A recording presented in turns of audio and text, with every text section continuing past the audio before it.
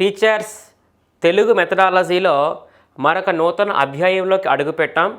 దాని పేరు ఏమిటి అని అంటే ఆంధ్రప్రదేశ్లో భాషాభివృద్ధి కార్యక్రమాలు. ఇది చక్కని చాప్టరు. ఇది కొత్తగా సిలబస్లో యాడ్ చేసినటువంటి చాప్టర్. ఆ చాప్టర్ పేరే ఆంధ్రప్రదేశ్లో భాషాభివృద్ధి కార్యక్రమాలు. ఈ నూతన అధ్యాయంలోకి చక్కగా వెళ్దాం. ఈ నూతన అధ్యాయంలో అసలు ఈ అధ్యాయం ఎందుకు వచ్చింది అని అంటే ఆంధ్రప్రదేశ్లో పిల్లవాడిలో భాషను అభివృద్ధి చేయడం కోసం తీసుకొచ్చిన కార్యక్రమాలే. ఆంధ్రప్రదేశ్లో పాఠశాలల్లో ఉన్న విద్యార్థుల్లో భాషను అభివృద్ధి చేయడం కోసం వచ్చిన కార్యక్రమమే ఆంధ్రప్రదేశ్లో భాషాభివృద్ధి కార్యక్రమం అనేది. అర్థమైంది కదా. ఇందులో కొంతమంది ఇచ్చిన స్టేట్మెంట్స్ ఒకసారి మనం చూసే ప్రయత్నం చేద్దాం మిత్రులారా. అందులో చూడండమ్మా, నన్ను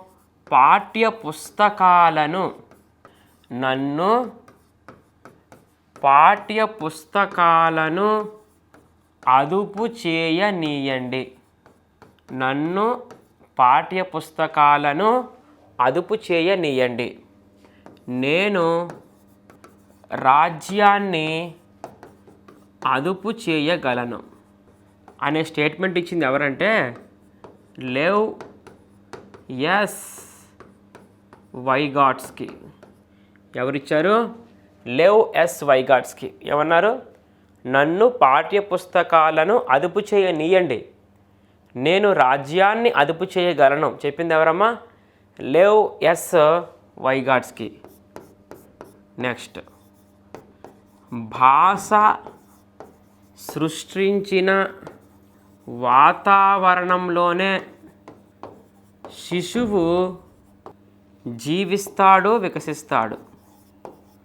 శిశువు జీవిస్తాడు, వికసిస్తాడు అనే స్టేట్మెంట్ ఎవరిచ్చారంటే ప్రొఫెసర్ కె కృష్ణకుమార్. ఎవరు మిత్రులారా? Professor K Krishna Kumar. ఏమన్నారు? భాష సృష్టించిన వాతావరణంలో శిశువు జీవిస్తాడు, వికసిస్తాడు చెప్పింది ఎవరమ్మా? Professor K Krishna Kumar.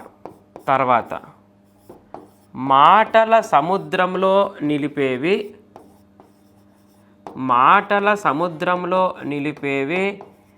పఠనం, లేఖనం.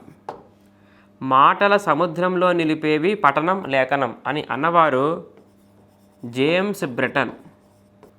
జేమ్స్ బ్రిటన్ ఏం చెప్పారమ్మా? మాటల సముద్రంలో నిలిపేవే పఠనం, లేఖనం అన్నారు జేమ్స్ బ్రిటన్. తర్వాత, పఠన నృత్య వ్యాపకాలు ఈ ప్రపంచానికి ఎటువంటి హాని చేయవు. ఈ ప్రపంచానికి ఎటువంటి హాని చేయవు. ఈ స్టేట్మెంట్ ఎవరిచ్చారమ్మా? పఠన నృత్య వ్యాపకాలు ఈ ప్రపంచానికి ఎటువంటి హాని కూడా చేయవు అనే ఎబ్రివేషన్ ఎవరిచ్చారన్నమాట? వాల్టైర్. ఎబ్రివేషన్ ఎవరిచ్చారు? వాల్టైర్ అనే వ్యక్తి. ఇంకా దీని తర్వాత, పాఠకుడు వేలాది మంది జీవితాల్లో జీవిస్తాడు. పాఠకుడు వేలాది మంది జీవితాల్లో జీవిస్తాడు అని చెప్పింది జోజన్. ఓకే, జీవిస్తాడు అని చెప్పింది ఎవరమ్మా? జోజన్. రైట్. ఇక దీని తర్వాత, మన చేతిలోని పుస్తకం మన కళ అని చెప్పింది నీల్ గైమాన్. ఏమన్నారు? మన చేతిలోని పుస్తకం మన కళ అన్నారు నీల్ గైమాన్. ఇక తర్వాత, మనం చదివే ప్రతి మంచి పుస్తకం ప్రపంచంలో ఎంతో కొంత భాగాన్ని దర్శింపజేస్తుంది. మనం చదివే ప్రతి మంచి పుస్తకం ఎంతో కొంత భాగాన్ని దర్శింపజేస్తుంది అన్నవారు వేరా నజారియన్. ఎవరమ్మా? వేరా నజారియన్ చెప్పారు. ఇక తర్వాత మాట్లాడే ముందు అందరూ కూడా ఏం చేయాలో తెలుసా? ఆలోచించాల. ఆలోచించే ముందు అందరూ ఏం చేయాలో తెలుసా? చదవాలి. మాట్లాడే ముందు ఆలోచించాలి, ఆలోచించే ముందు చదవాలి అని చెప్పిన వారు ఎవరు అని అంటే ఫ్రాన్ లెబోవిజ్. ఎవరమ్మా? ఫ్రాన్ లెబోవిజ్. మాట్లాడే ముందు ఆలోచించాలి, ఆలోచించే ముందు చదవాలి అని చెప్పింది ఫ్రాన్ లెబోవిజ్. ఇక తర్వాత పిల్లలను అలా చదవమని చెప్పడం మాత్రమే కాదు, చదివింది ప్రశ్నించడం నేర్పాలి. ప్రశ్నించడం ఎలాగో నేర్పాలి. పిల్లలను అలా చదవమని చెప్పడం మాత్రమే కాదు, చదివింది ప్రశ్నించడం నేర్పాలి, ప్రశ్నించడం ఎలాగో నేర్పాలి అని అన్నవారు జార్జ్ కార్లిన్. ఎవరమ్మా? జార్జ్ కార్లిన్ అనే వ్యక్తి. తర్వాత చూడండి, పిల్లల ప్రపంచాన్ని విస్తరించు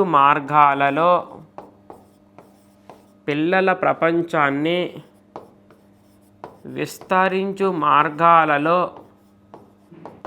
పుస్తకాలను ప్రేమించడమే అత్యుత్తమం అని చెప్పింది ఎవరో తెలుసా? Jacqueline Kennedy Onassis. Jacqueline Kennedy Onassis. ఇవి మిత్రులారా ఎబ్రివేషన్స్ ఈ పాఠంలో ఉన్న అంశాలుగా మనం చెప్తామమ్మా.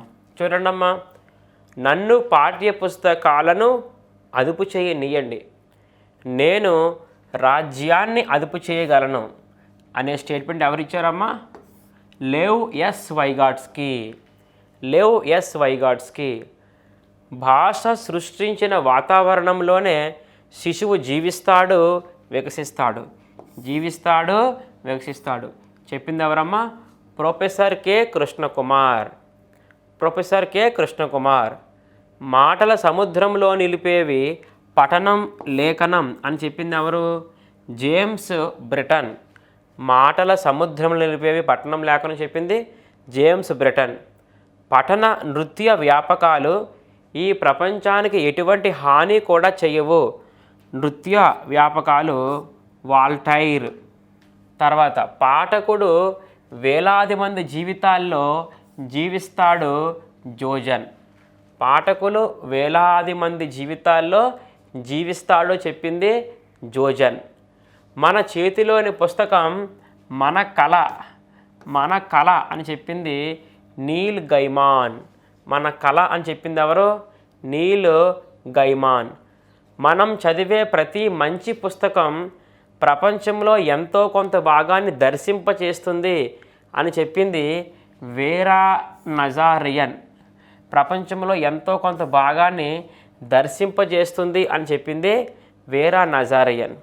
మాట్లాడే ముందు అందరూ కూడా ఆలోచించాలి, ఆలోచించే ముందు అందరూ కూడా చదవాలి అని చెప్పింది ఎవరా? ఫ్రాన్ లెబోవిజ్. ఆలోచించాలి చెప్పింది ఎవరు? ఫ్రాన్ లెబోవిజ్. పిల్లలను అలా చదవమని చెప్పడం మాత్రమే కాదు, చదివింది ప్రశ్నించడం నేర్పాలి, ప్రశ్నించడం ఎలాగో నేర్పాలి అని చెప్పింది ఎవరమ్మా అంటే జార్జ్ కార్లిన్. ఎవరమ్మా? George Carlin. పిల్లల ప్రపంచాన్ని విస్తరించే మార్గాలలో పుస్తకాలను ప్రేమించడమే అత్యుత్తమం. పుస్తకాలను ప్రేమించడమే అత్యుత్తమం అని చెప్పింది ఎవరమ్మా? Jacqueline Kennedy Onassis. Jacqueline Kennedy Onassis. ఇవి నిర్వచనాలుగా మనం చెబుతూ ఉంటామమ్మా. ఇక దీని తర్వాత చూడండి, భాష పాఠ్య ప్రణాళికకు తోడ్పడేవి. భాష పాఠ్య ప్రణాళికకు తోడ్పడే వనరులు ఏంటో మనం డిస్కస్ చేద్దాం. ఏంటి మేడం గారు? భాషా పాఠ్య ప్రణాళికకు తోడ్పడే వనరులు. అందులో ఫస్ట్ వనరు పేరే పాఠ్య పుస్తకం. పాఠ్య పుస్తకం. పాఠ్య పుస్తకం ఏంటి? పాఠ్య పుస్తకం అనేది ఉపాధ్యాయుని యొక్క మొదటి వనరు. ఉపాధ్యాయుని యొక్క మొదటి వనరు. ఉపాధ్యాయుని మొదటి వనరు ఏమిటి? పాఠ్య పుస్తకం. ఓకేనా? బోధన అభ్యసన ప్రక్రియకు ప్రాతిపదిక ఏంటి? బోధన అభ్యసన ప్రక్రియకు ప్రాతిపదిక ఏంటి? ఆన్సర్ పాఠ్య పుస్తకం. అండ్ ఆల్సో పాఠ్య ప్రణాళికకు అనుగుణంగా లక్ష్యాలు సాధించే దిశగా పయనించడానికి ఉపాధ్యాయునికి ఒక ఊతం అవసరం. ఊతం అంటే సపోర్టు. ఊతం అవసరం. ఆ ఊతమే పాఠ్యపుస్తకం. ఉపాధ్యాయుని మొదటి వనరు. బోధన అభ్యసన ప్రక్రియకు ప్రాతిపదిక. అండ్ ఆల్సో పాఠ్య ప్రణాళికకు అనుగుణంగా లక్ష్యాలు సాధించే దిశగా పయనించడానికి ఉపాధ్యాయుడికి ఒక ఊతం అవసరం. ఆ ఊతమే పాఠ్యపుస్తకం అని మనం చెప్తూ ఉంటాము. ఇక దీని తర్వాత ఏంటమ్మా? పాఠ్యపుస్తకం తర్వాత మనం చెప్పుకోవాల్సింది పరామర్శ గ్రంథాలు.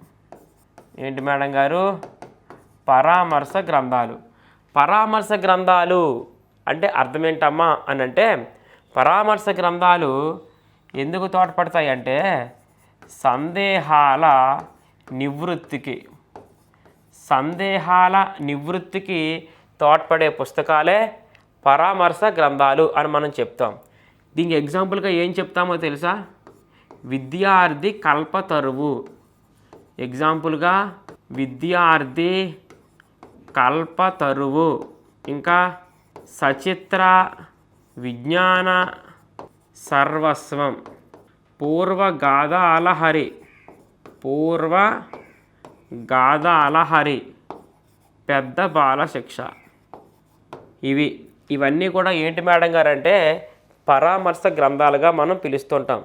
సందేహాల నివృత్తికి తోడ్పడేవే పరామర్శ గ్రంథాలు. ఎగ్జాంపుల్ విద్యార్థి కల్పతరువు, సచిత్ర విజ్ఞాన సర్వస్వం, పూర్వగాథాలహరి, పెద్ద బాలశిక్ష. ఇవన్నీ పరామర్శ గ్రంథాలకు ఎగ్జాంపుల్గా మనం చెబుతూ ఉంటామమ్మా. దీని తర్వాత ఉన్నటువంటి అంశం ఏంటమ్మా అని అంటే నిఘంటువు. నిఘంటువు అంటే డిక్షనరీ అంటాం కదా. నిఘంటువు అంటే అర్థమేంటి మిత్రులారా అని అంటే ఏదైనా విషయాన్ని నిరాటంకంగా చదువుతున్నప్పుడు ఏమైనా పదానికి అర్థాలు కానీ తెలియకపోతే ఆ పదానికి అర్థాలను ఉపాధ్యాయుడిగా మనం ఏ పుస్తకాల్లో వెతికి తెలుసుకోవాలి? నిఘంటువు. అందుకే పిల్లవాడికి పిక్చర్ ఓరియంటేషన్స్తో కూడా మనం నిఘంటువులు ఇవ్వాలి. దానికి ఏమని పేరు అంటే సచిత్ర నిఘంటువు అని అనాలి. అంతేకాకుండా చిన్న చిన్న నిఘంటువులు కూడా ఇవ్వాలా. అదే లఘు నిఘంటువు. విద్యార్థులకు పదానికి అర్థాలు తెలుసుకోవడం కోసం విద్యార్థి చిత్రాలు చూసి కూడా అర్థాన్ని గ్రహించడం కోసం సచిత్ర నిఘంటువు, లఘు నిఘంటువు అనేవి తోడ్పడతాయమ్మా. తర్వాత ఏంటంటే బాల సాహిత్యం. బాల సాహిత్యం ఏంటి మేడం గారు? బాల సాహిత్యం అంటే కాన్సెప్ట్. బాల సాహిత్యం అంటే అర్థం పెద్దలు పెద్దలు పిల్లల కోసం రాసిన లేదా పిల్లలే స్వయంగా రాసిన సాహిత్య రూపాల సంకలనం. సాహిత్య రూపాల సంకలనం. ఏం చెప్తున్నానమ్మా? పెద్దలు పిల్లల కోసం రాసిన లేదా పిల్లలే స్వయంగా రాసుకున్న సాహిత్య రూపాల సంకలనానికే మనం పెట్టుకున్న పేరు. సాహిత్య రూపాల సంకలనానికే మనం పెట్టుకున్న పేరు బాల సాహిత్యం. సాహిత్య రూపాలు అంటే కథలు కావచ్చు, కథానికలు కావచ్చు, గేయాలు కావచ్చు, సంభాషణలు కావచ్చు, నాటికలు కావచ్చు, ఏమైనా కావచ్చు. ఇదంతా బాల సాహిత్యంలో భాగంగా వస్తాయి మిత్రులారా. ఇక దీని తర్వాత స్లిమ్ కార్డ్స్. స్లిమ్ అంటే ఏంటి? Self learning improvement material. Self learning improvement material. అయితే స్లిమ్ కార్డ్స్ అంటే అర్థం ఏంటో తెలుసా? స్వేచ్ఛాయుత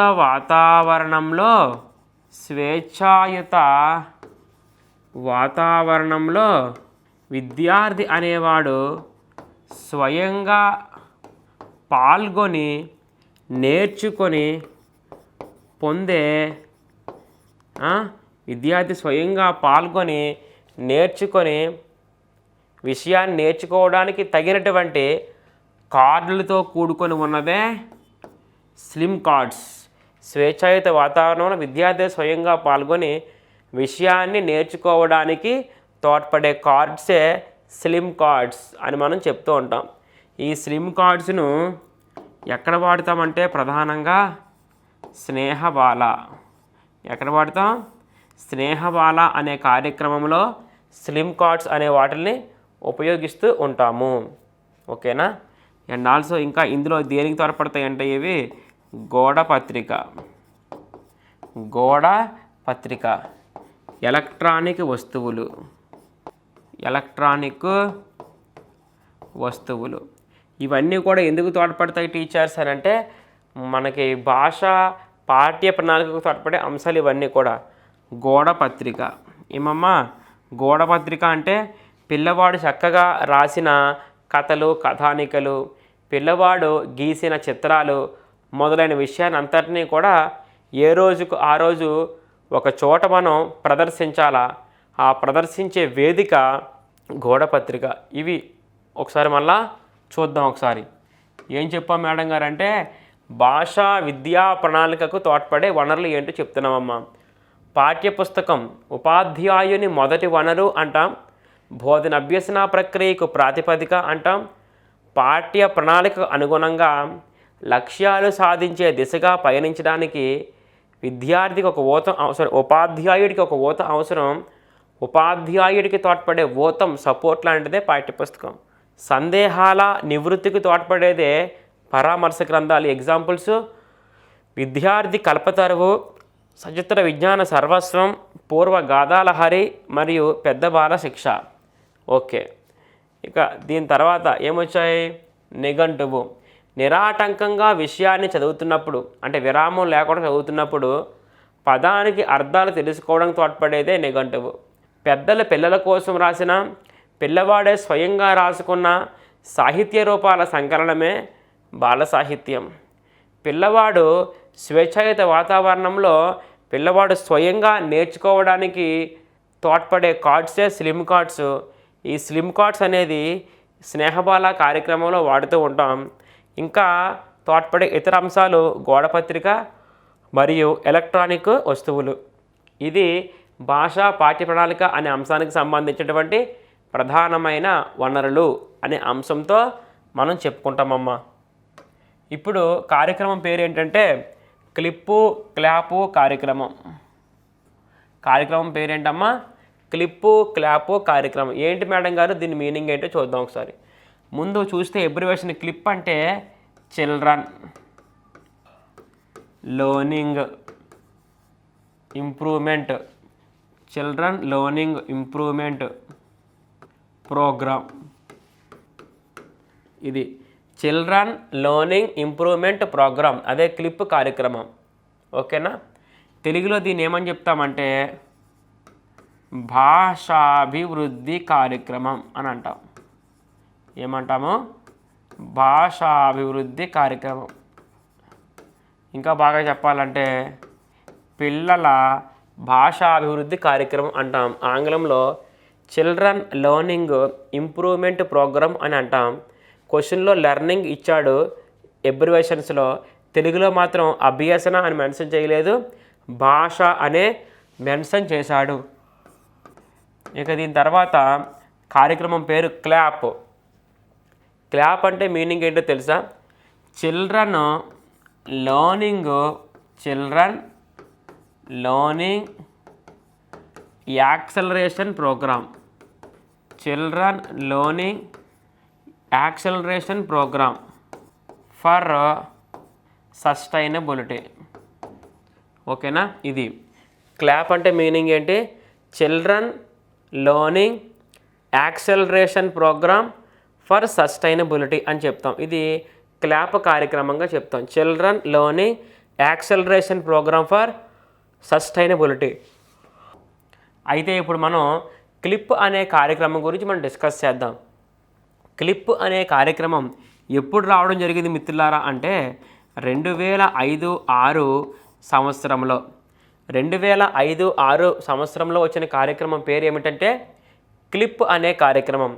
భాషను అభివృద్ధి చేసుకోవడం కోసం మొదటిసారిగా వచ్చిన కార్యక్రమం క్లిప్ కాబట్టే క్లిప్కు మనం పెట్టుకున్న పేరు ఏంటమ్మా అని చెప్తున్న సందర్భంలో పిల్లల భాషాభివృద్ధి సంవత్సరం. పిల్లల భాషాభివృద్ధి సంవత్సరం అని చెప్తూ ఉంటాం. పిల్లల భాషాభివృద్ధి సంవత్సరం ఎప్పుడు?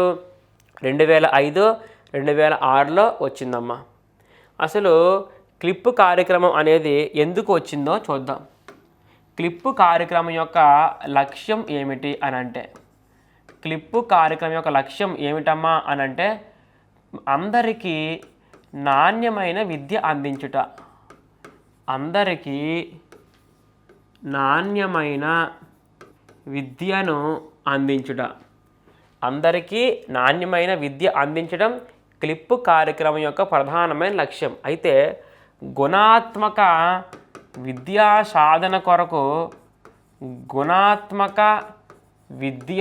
సాధన కొరకు తోడ్పడుతున్నవి ఎపెప్, డిపెప్, ఎస్ఎస్ఏ అనే కార్యక్రమాలు.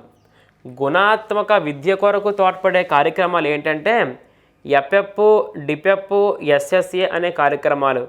APEP Andhra Pradesh primary education programme, Andhra Pradesh primary education programme. DPEP district primary education programme, district primary education programme. SSA text book ప్రకారంగా సర్వశిక్ష అభియాన్. కరెంట్ డేటా ప్రకారంగా సమగ్ర శిక్ష అభియాన్. రైట్, ఇది లక్ష్యం.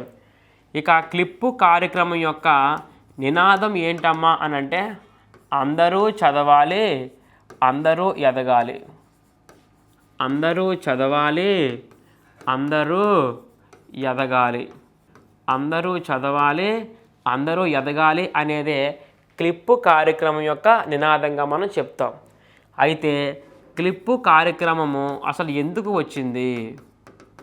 క్లిప్పు కార్యక్రమము రావడానికి ప్రధానమైన కారణం ఏమిటి అని అంటే చూడండి, ఒక సర్వే చేస్తే ఆ సర్వేలో కేవలం 40% మంది మాత్రమే చదవడము, రాయడము చేయగలుగుతున్నారు మిత్రులారా. కేవలం 40% మంది మాత్రమే చదవడము, రాయడము చేయగలుగుతున్నారు. మిగతా వాళ్ళెవరూ కూడా చదవలేకపోతున్నారు, రాయలేకపోతున్నారు. చదవలేకపోతున్నారు, రాయలేకపోతున్నారు. ఎంతమంది? 60% మంది. 40% మంది మాత్రమే చదవగలుగుతున్నారు, రాయగలుగుతున్నారు. కాబట్టి మిగతా 60% మంది కూడా చదవగలగాల, రాయగలగాల. మరి వాడు చదవగలగాల, రాయగలగాల అంటే అప్పుడు తీసుకొచ్చిన కార్యక్రమం పేరే మనం ప్రెజెంట్ మాట్లాడుతున్న క్లిప్ అనే కార్యక్రమం. ఎందుకు వచ్చింది తెలిసిపోయిందమ్మా. అంటే అందరికీ నాణ్యమైన విద్య అందించాలి అంటే మెయిన్ పాయింట్ ఏంటంటే అందరూ చదవగలగాల, అందరూ రాయగలగాల. క్వాలిటీ బేస్డ్ ఎడ్యుకేషన్ను మనం ఖచ్చితంగా అందించాలి. రైట్, ఇది ఎందుకు వచ్చింది అనే కాన్సెప్ట్కి సంబంధించింది. అయితే నినాదం ఇచ్చింది ఎవరు? అందరూ చదవాలి, అందరూ ఎదగాలి. ఆ నినాదం ఎవరిది అని అన్నప్పుడు అందరికీ తెలుసు ఎస్ఎస్ఏ. కాబట్టి ఎస్ఎస్ఏ తీసుకొచ్చిన కార్యక్రమంగానే మనం చెప్పుకుంటూ ఉంటాము క్లిప్ అనే కార్యక్రమాన్ని. ఈ క్లిప్ కార్యక్రమం యొక్క లక్షణాలు ఏంటో చూడండి ఒకసారి. క్లిప్ కార్యక్రమం యొక్క లక్షణాలు ఏంటో ఒకసారి చూడండి అమ్మా. క్లిప్ కార్యక్రమం లక్షణాలు ఏంటంటే ఫస్ట్, అవసరం ఆధారంగా ఏర్పడిన కార్యక్రమం. నెంబర్ 1 ఏంటి? అవసరం ఆధారంగా ఏర్పడిన కార్యక్రమం. అవసరం ఏర్పడింది మన ఆంధ్రప్రదేశ్ రాష్ట్రంలో. ఆ అవసరం ఏంటి? అందరూ చదవాలి, అందరూ రాయాలి. తర్వాత 2, ప్రత్యేక లక్ష్య సాధనకై ఏర్పడిన కార్యక్రమం. మరి ప్రత్యేక లక్ష్య సాధనకి ఏర్పడింది కదా, మన లక్ష్యం ఏంటి? అందరికీ నాణ్యమైన విద్య అందించడమే ప్రత్యేక లక్ష్యం. మన కార్యక్రమం పేరు క్లిప్ కార్యక్రమం. ఇక తర్వాత స్థానిక అవసరాలు, స్థానిక పరిస్థితులు ఆధారంగా ఏర్పడిన కార్యక్రమం. అంటే చుట్టూ ఉన్నటువంటి పరిసరాలు ఏంటి, అవసరాలు ఏంటి, పరిస్థితులు ఏంటి, దాని ఆధారంగానే క్లిప్ కార్యక్రమం అనేది ఏర్పడింది. అండ్ ఆల్సో ఇది సాధారణ పరిస్థితుల్లో నిరంతరం కొనసాగే ప్రక్రియ. అంటే అర్థం ఏంటంటే దీని ప్రతి విద్యా సంవత్సరం కూడా కొనసాగించాల్సిన అవసరం అయితే ఉంది. ప్రత్యేకంగా ఏదైనా నూతన కార్యక్రమాలు ప్రవేశపెట్టి సమయం లేకపోతే అప్పుడు క్లిప్ కార్యక్రమం అవసరం లేదు. కానీ సాధారణ పరిస్థితుల్లో నిరంతరం కొనసాగే ప్రక్రియ క్లిప్ అనే కార్యక్రమము. అండ్ ఆల్సో క్లిప్ కార్యక్రమంలో ప్రధానంగా ప్రతి పాఠశాలను ఒక యూనిట్గా భావిస్తూ ఉంటామమ్మా.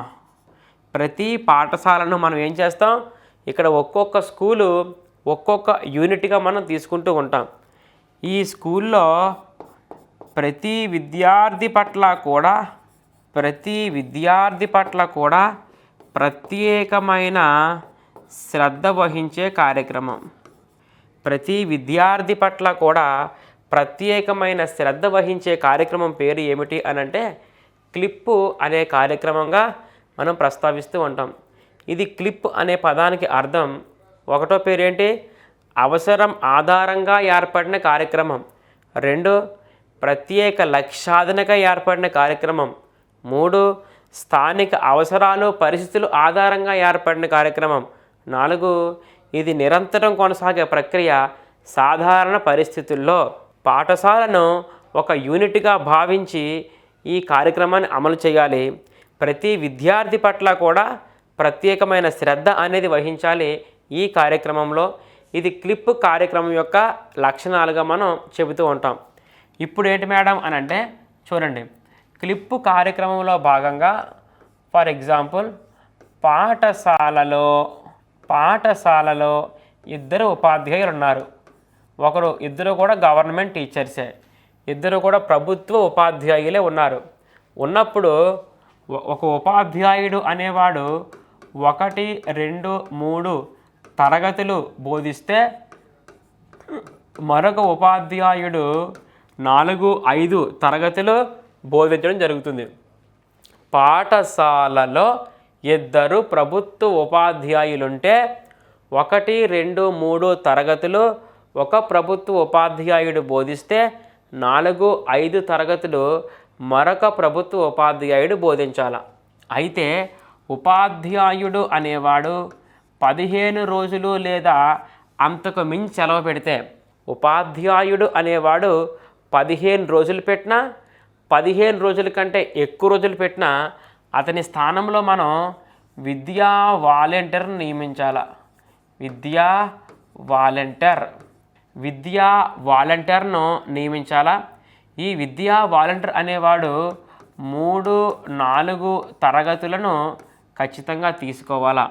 విద్యా వాలంటీర్ అనేవాడు 3-4 తరగతులను తీసుకొని బోధన అనేది చేయాల. అంటే అర్థము ప్రభుత్వ ఉపాధ్యాయుడు అనేవాడు 1, 2, 5 తరగతులు తీసుకొని బోధించాల. 1, 2, 5 క్లాసులకు ప్రభుత్వ ఉపాధ్యాయుడు బోధిస్తే మధ్యలో ఉన్న 3, 4 తరగతులు విద్యా వాలంటీర్ అనేవాడు బోధించడం జరుగుతుంది. అయితే మిత్రులారా చూడండి, ఈ కండిషన్లో తీసుకున్న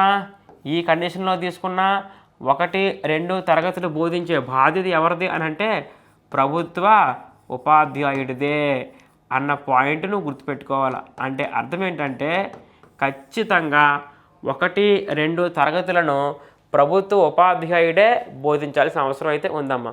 అయితే విద్యార్థుల చేరిక విద్యార్థుల చేరిక అనేది ఎవరి బాధ్యత అని అంటే అది పాఠశాల బాధ్యత. విద్యార్థులు అనేవారు చేరడం, వాడు పాఠశాలకు సక్రమంగా రావడం, మధ్యలో మానివేయకుండా చూడడం అనే రెస్పాన్సిబిలిటీస్ అన్నీ కూడా పాఠశాలే తీసుకోవాల్సిన అవసరం అయితే ఉంది. అండ్ ఆల్సో ఒకవేళ విద్యార్థి అనేవాడు 5 రోజులు కానీ అంతకంటే ఎక్కువ రోజులు కానీ విద్యార్థి అనేవాడు 5 రోజులు సెలవు పెట్టినా అందుకంటే ఎక్కువ రోజులు సెలవు పెట్టినా ఉపాధ్యాయుడు అనేవాడు ఖచ్చితంగా ఆ విద్యార్థి దగ్గరకు వెళ్ళి పరామర్శించాలి, యోగక్షేమాలు తెలుసుకోవాలి, ఎందుకు పాఠశాలకు రావడం లేదో ఖచ్చితంగా అడిగి తెలుసుకొని ఆ సమస్యను పరిష్కరించి విద్యార్థి పాఠశాలకు రావడానికి ఖచ్చితంగా ఉపాధ్యాయుడి చొరవ తీసుకోవాలి. అండ్ ఆల్సో అంతేకాకుండా ఎంయూఓ ఏం చేయాలి అని అంటే ఎంయూఓ ఖచ్చితంగా నెలకు 15 పాఠశాలలు పర్యవేక్షించాల. మండల్ ఎడ్యుకేషనల్ ఆఫీసర్, మండల విద్యాశాఖ అధికారి 100కి 100% 15 రోజులు 15 పాఠశాలలు ఒక నెలకు ఖచ్చితంగా పర్యవేక్షించి కనుక్కోవాలి. ఏంటి ప్రాబ్లమ్స్, ఎలా జరుగుతుంది క్లిప్ కార్యక్రమం, పిల్లవాడి ప్రగతి ఏమైనా డెవలప్ అయ్యిందా, గతంతో పోలిస్తే మీ స్కూలు గ్రేడింగ్ ఏమైనా మీరు ఇంప్రూవ్మెంట్ చేసుకుంటున్నారా అన్నది ఖచ్చితంగా ఎప్పటికప్పుడు ఎంఈఓ డిస్కషన్ చేస్తూ ఉండాలి.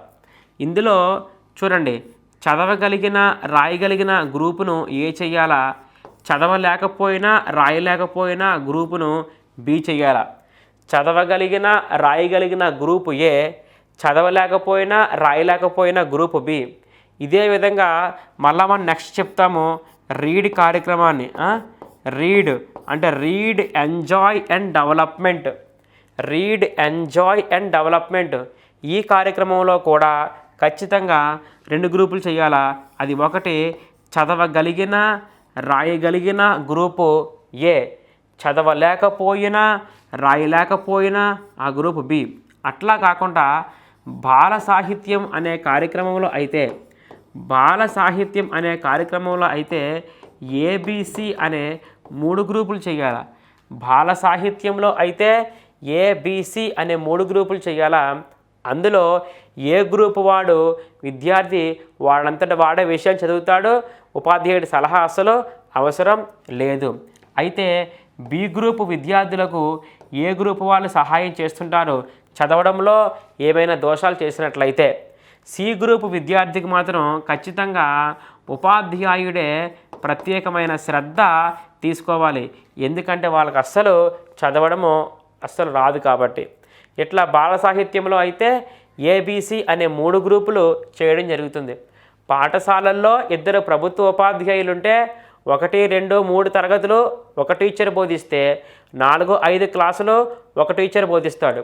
ఒకవేళ ఉపాధ్యాయుడు 15 రోజులు అంతకంటే ఎక్కువ సెలవు పెడితే విద్యా వాలంటీర్ని ఖచ్చితంగా నియమించాలా. విద్యా వాలంటీర్ కేవలం 3, 4 క్లాసులే తీసుకోవాలా. 1, 2, 5 క్లాసులు గవర్నమెంట్ టీచర్ తీసుకోవాలా.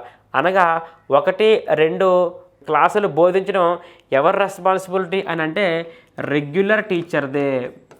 ఎవరిదమ్మా? రెగ్యులర్ టీచర్దే ఆ రెస్పాన్సిబిలిటీ. అయితే విద్యార్థులు ఎన్ని డేస్ కంటే ఎక్కువగా సెలవు పెడితే ఉపాధ్యాయుడు వెళ్ళి పరిశీలించాలా, ఇంటికి వెళ్ళి 5 డేస్. ఎంయుఓ నెలకు ఎన్ని స్కూల్స్ పర్యవేక్షించాలి? 15. ఇక్కడ క్లిప్పు కార్యక్రమంలో కానీ అండ్ ఆల్సో రీడ్ కార్యక్రమంలో కానీ చదవగలిగిన రాయగలిగిన గ్రూప్ ఏ, చదవలేకపోయినా రాయలేకపోయినా గ్రూపు బి. బాల సాహిత్యంలో అయితే ఏబీసీ గ్రూపు ఏ వాడంతా వాడు చదువుకుంటాడు, బి గ్రూపుకు ఏ గ్రూప్ సహాయం చేస్తే సి గ్రూపుకు ఉపాధ్యాయుడే ప్రత్యక్షంగా పర్యవేక్షణ అనేది చేయాలి మిత్రులారా.